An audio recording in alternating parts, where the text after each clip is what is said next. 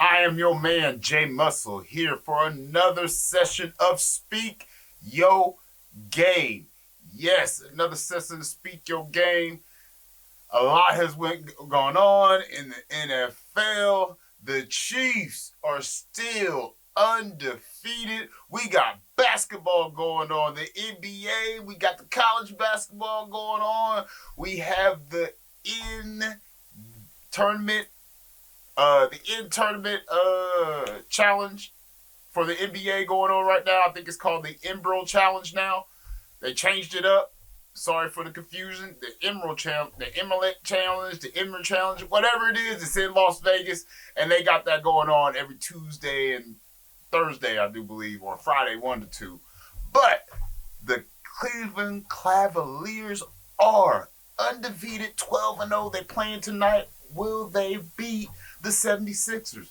We don't know, but they are balling. But I'm going to talk about right now is, yes, the Kansas City Chiefs. You see me repping them right now. Shout out to them. They are they are undefeated. 9-0. I mean, the 10-0, somewhere like that, they are undefeated. They ain't lost a game. And everybody's going crazy. Oh, their point differentials only plus 58. It's the worst of. They're winning games. They're finding a way to win games. Patrick Mahomes has not been his good self. He finished the game 28 for 42 with 286 yards and 1 TD with a passer rating with 92. But what I want to point out to everyone is this is the normal Kansas City Chiefs.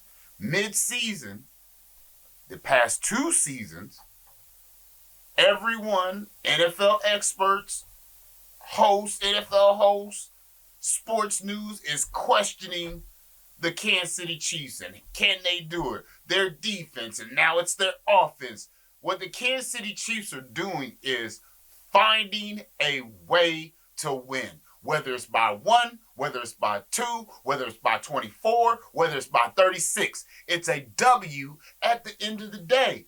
They played the Denver Broncos, and let me tell you right now, the Denver Broncos have something great slowly progressing in Denver. Their young quarterback, Bo Nix, I'm going to let you know now, he is going to be a problem once they put the right pieces in place for him on that offense for him to explode. Because right now what they have, he's making just do. I mean, the defense is good in Denver. They're good. Bo Nix finished with 22 for 30. He only 8 incompletions. 22 for 30 incompletions. 215 yards, 2 TDs, 115 passer rating, and the guy lost.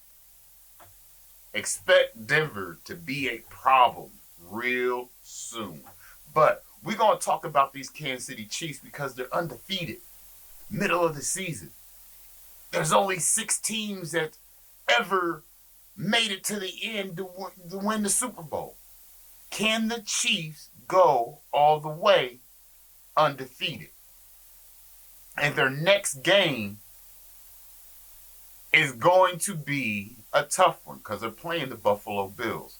And if y'all haven't been paying attention to the Buffalo Bills, Josh Allen and them have been balling. And it's going to be a tough game because it's not going to be in Arrowhead. It's going to be in Buffalo. So, Buffalo Mafia or whatever y'all call yourselves, hey, y'all going to have to show up and show out because they loud when they in KC. They loud when they're in GHA Stadium, Arrowhead. Whatever it is, the Kansas City Chiefs have been finding a way to win, so the Bills better be ready because Patrick Mahomes, Travis Kelce, that defense is going to come to put an L on y'all's record. And they've been winning all season, and they're going to find a way to win. Next game I want to talk about is that this is like one of the if somebody would have told me that the Washington Commanders was going to be 7-2 or 7-3 in the middle of the season, I would have called you two types of crazy. But as we see, the Washington Commanders are 7-3. It's just unbelievable. Like Jaden Daniels, he had a bad game. They did lose to the Steelers. Now the Steelers aren't no punk either. They're 7-2 with Russell Wilson under center. 7-2. The Steelers are just like just resemble the similar way of what the Chiefs. They may be 7-2, but they're finding ways to win with two quarterbacks that, whoever's doing good, that's who's going to be under center. Russell Wilson's doing good right now. He was 14 for 28, 195 yards, 3 TDs, passer rating of 93. But, I mean, Steelers had the two-headed monster in the backfield, Jaylen Warren and Najee Harris. Warren had 66 yards. Harris had 53. They totaled for, together, 119 yards for one touchdown. So, technically, they're keeping the ball out of Russell's hands at the same time, but moving the offense along, it's nice. Both teams have a very, very tough game coming up next week. The Steelers will be facing the Ravens in a divisional game, and the Commanders will be facing the number one Eagles in their division in a divisional game. So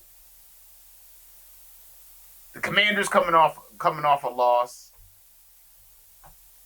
they got to make a statement here. If they could beat the Eagles, we could be talking about the Washington Commanders making some real noise in the playoffs. It would debate how far they can make it. No different from the Steelers. If the Steelers can beat the Ravens, what's their chances to make it deep into the playoffs? And what type of reaction, Raven fans, are y'all gonna have if the Steelers beat the Ravens? It's a big time. It's going to be a big time week in the NFL. So y'all better be ready. At any given time that you like or dislike anything I'm saying on this session of Speak Your Game, feel free to leave a comment. If you like what I'm talking about, subscribe, leave a thumbs up, leave a comment. Either way, hey, I gotta pay the bill somehow. But if you completely dislike something I said or have something to debate on what I'm talking about, feel free to leave a comment. Hey, I can bring you on the show. We can debate about it. It's not going to go well, but you can find J Muscle anywhere. Facebook, TikTok, YouTube, Instagram. All you got to do is send me a shout out. I'll respond. I ain't going to dodge you. But the next game I'm going to talk about is, yes, my Tampa Bay Buccaneers. Tampa Bay Buccaneers are on a losing streak after losing Chris Godwin to a dislocated ankle, Mike Evans to a hamstring issue. But they played the 49ers. They lost in a last-second field goal. Christian McCaffrey made his game debut. He really wasn't a factor. He only totaled 38, 39 yards. Brock Purdy, that man, 25, 36 in completions, 353 passing yards, 2 touchdowns, 119 passing rating. He balled out. once that offense gets together, get Christian McCaffrey together, get their offense moving, the defense together, that team is still a serious threat. The Detroit Lions don't have a complete walk through the playoffs like everybody's predicting. But what I want to talk about is Baker Mayfield, Tampa Bay Buccaneers, and their last, let's say, 7 games, is it? Their last 7 games, only one team as of right now is over 500. Right now, I do believe they're 5-5 or 5-5 or something like that. 4-5. Yeah, 4-5. They're on a bye week this week, so hopefully the injuries can heal up in that situation. But one thing I want to say about Baker Mayfield, that man has heart. If you watch Baker Mayfield play, win or lose, you have to say, at the end of the game, Baker Mayfield did all he could. He had the heart, win or lose, because I watched something that I didn't think he could possibly do. He held off Bosa, defensive player Bosa, for the San Francisco 49ers, who is an elite defensive player. He held that man off with one hand to complete a pass. If that don't show heart and belief that we can still win, Tampa Bay Buccaneers could still finish the season in a decent spot and possibly get their 4th straight divisional title. They play the Giants in week 12. We all seen how the Giants are playing. They're not easy. They're not something that you can walk in and play with. But if the offense can gel together and the defense can get it together, I could see the Tampa Bay Buccaneers finishing 10-6. Possibly 11-5. But they have to get it together. And Coach Todd Bowles, all due respect, sir, I love what you're doing with the Tampa Bay Buccaneers. But can you please get rid of the zone in the secondary? Just stop using it as much. Please, can you do that? I love the blitzing. I hate the zone. I hate the zone in the defense. Yes, there's times you can use it. It can be beneficial. But the times you've been using it, Coach Bowles, it hasn't been working. So can you please just get rid of the zone? Please get rid of the zone. Do something different. That's all I ask. But if you do not like what I'm talking about and you feel the Tampa Bay Buccaneers will not make it to 11-5 or 11-6 or 10-6 or 11-5, whichever one, you can go ahead and leave me a comment. We can come to the show. You can come to the show, debate. It's not going to go well, but the door is open. Like every week, I have Muscles Monsters. And Muscles Monsters is my top 5 players of week 10 that balled out. It's been kind of controversial. Some people haven't been liking my top 5 because they feel it's up and down and it's favoritism. But hey, my craziness has a method. It depends on if the team had won, how many touchdowns, how many yards, interceptions, fumbles, their overall performance for week 10.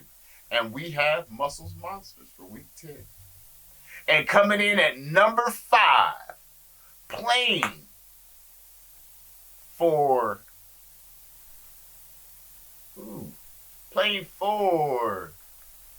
give me 1 second, my.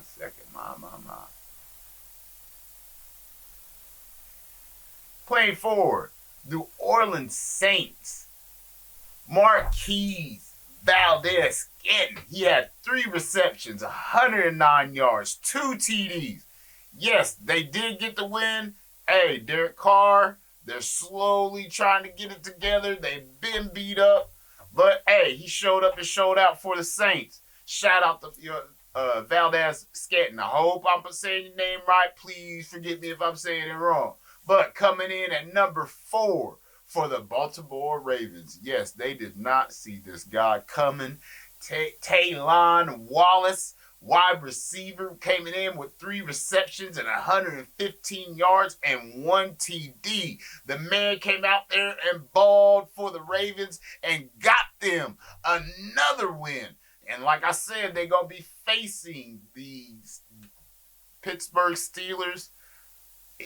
I'm going to say this. If the Ravens utilize Derrick Henry like they're supposed to and Lamar is Lamar, that Steelers defense, that's good. Don't get me wrong. They good. Ain't going to stand a chance. They're not going to stand a chance. But back to Muscles Monsters, coming in at number 3 for the Carolina Panthers. Yes, I said it. The Carolina Panthers, they had the early game on Sunday. Chuba Hubbard, 28 carries, 135 yards, 1 TD. Hey, shout out to the Carolina Panthers for getting that win. Y'all ain't looking good, but hey, maybe from this point on, it started something and they can get some more wins. Shout out to the Carolina Panthers. But coming in at number 2. Now, these top 2, man, hey, it was a hard time figuring out who's gonna take the top. So, but I did figure it out.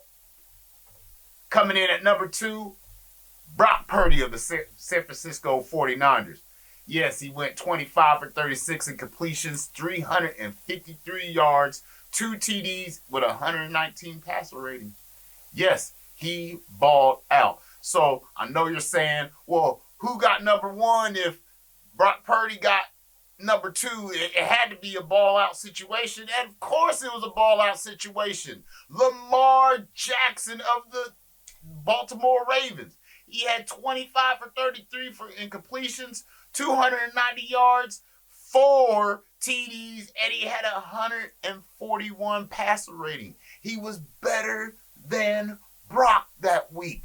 Sorry about it. Brock only had 2. Lamar had 4. He didn't have as many yards as Brock, but he scored more. That's why Lamar Jackson of the Baltimore Ravens, shout out to you, got number 1 of Muscles Monsters. Now, if you want to come on the show and debate whether my list isn't good enough and you want to shift around, you are open to it. If you like the list, give me a thumbs up here, thumbs up on YouTube.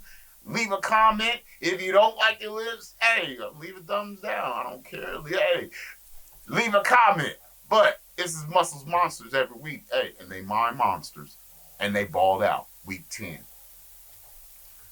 But coming to the end of the session, and like I said, it's NBA, and the Cleveland Cavaliers are 12-0. The first time since the Warriors 24-0 run in 2015. And these guys are gelling together. Donovan Mitchell, shout out to that guy. He's like scoring like 23 points per game, 46% from the field, 41 from 3-point.